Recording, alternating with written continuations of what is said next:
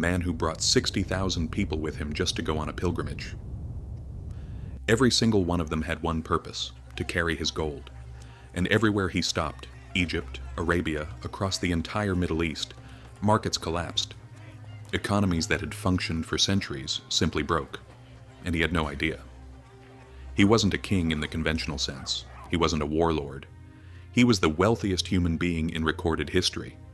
And like someone who forgets to turn off the tap and comes back to find the entire room underwater, he destroyed a whole region's economy without a second thought.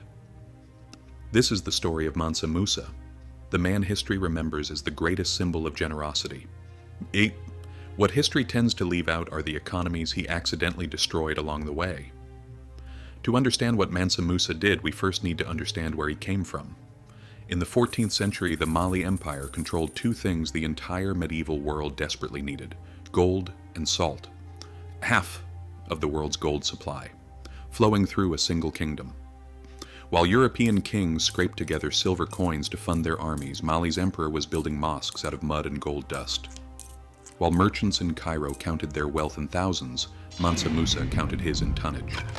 Modern economists have tried to calculate his net worth. The most conservative estimate, $400 billion. Some argue the number is simply incalculable. The gold he controlled represented such a disproportionate share of global supply that no modern comparison even comes close. Let me put it in practical terms. He once gave away so much gold to beggars on a single street in Cairo that the local price of gold dropped by 25%, not over months, not over years, in a single afternoon.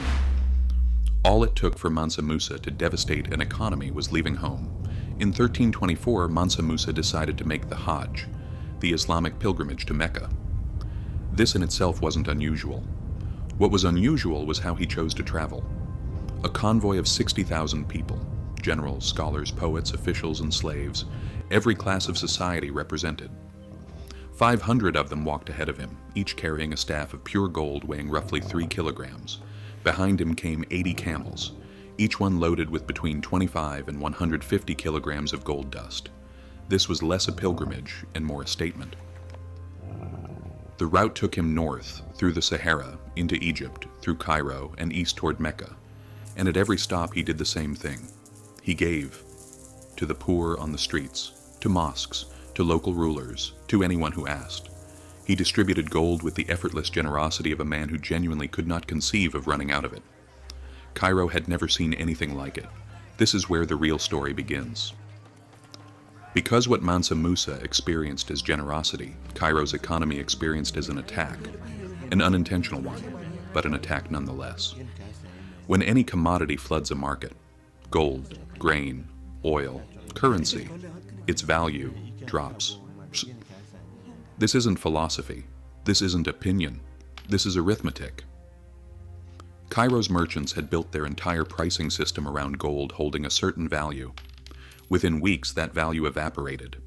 A merchant who had saved enough gold to retire suddenly found his savings bought half of what they used to. Then half again.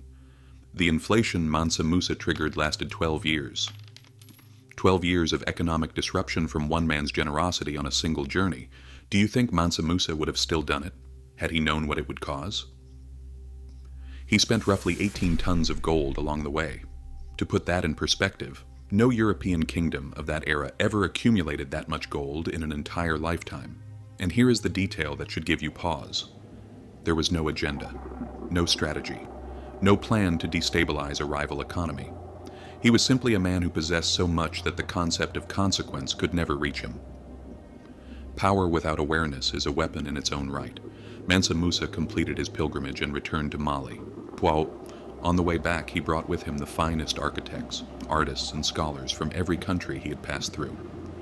The mosques and universities they built still stand today. By his own measure, the journey was an unqualified success, even as the countries he had passed through were still recovering from it. The economies he had disrupted eventually stabilized, years later. But the pattern he had revealed never left history. Without intending to, Mansa Musa demonstrated something every major economy has been forced to relearn ever since. Introducing too much money, too quickly, into any system destroys that system's ability to function. It doesn't matter whether that money comes from a generous emperor, a printing press, or a government stimulus package. The mechanism is identical. Voordrukstock, flood the supply, destroy the value, let the arithmetic do the rest. Rome learned this through debased silver coins. Weimar Germany learned it through printed marks.